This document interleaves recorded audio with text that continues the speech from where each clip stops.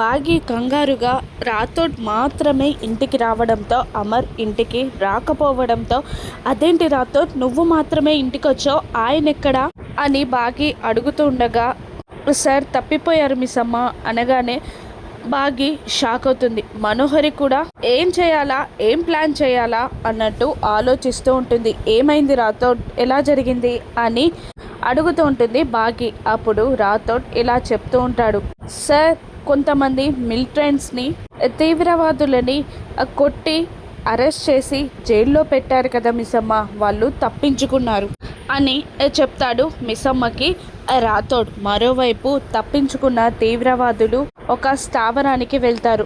మీరు పారిపోవడానికి నేను అన్ని ఫ్లైట్ ఏర్పాటు చేశాను అని చెప్తూ ఉంటాడు ఒక వ్యక్తి ఆ సంస్థ మెయిన్ మెంబర్కి. అంతకుముందు నేను ఒక పని చేయాలరా, నన్ను కొట్టి జైల్లో పెట్టిన అమరేంద్రని, ఆ అమరేంద్ర కుటుంబం మొత్తాన్ని చంపి తీరాలి అని అంటూ ఉంటాడు అతను. మరోవైపు రాథోడ్ బాగీతో ఇలా అంటూ ఉంటాడు, ఆ మిలిటెంట్స్ మిమ్మల్ని చంపేస్తారని మీకు సెక్యూరిటీగా సోల్జర్స్ని కూడా సార్ పంపారు, మేజర్ సార్ పంపారు.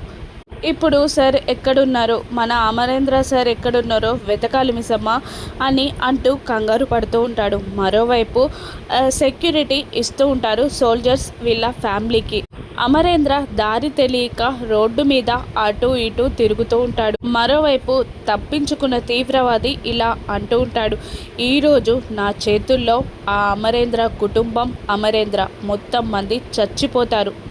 అమరేంద్ర కోసం నా వేట మొదలైంది అని గట్టిగా అరుస్తూ ఉంటాడు. మరోవైపు పాపం వీధుల్లో తిరుగుతూ ఉంటాడు అమర్ని వెతుకుతూ ఉంటాడు రాథోడ్. అమర్ ఎవరికి దొరుకుతాడు? ఇంట్లో బాగి పిల్లలు అమరేంద్ర కోసం వెయిట్ చేస్తూ ఉంటారు. తీవ్రవాదుల కుట్రలకి బలవుతాడా అమర్? రాథోడ్ పట్టుకుంటాడా? మనోహరి ప్లానెట్ బాగి అమర్ని ఎలా కాపాడుకుంటుంది? రాను ఎపిసోడ్స్లో చూద్దాం. Thank you for watching.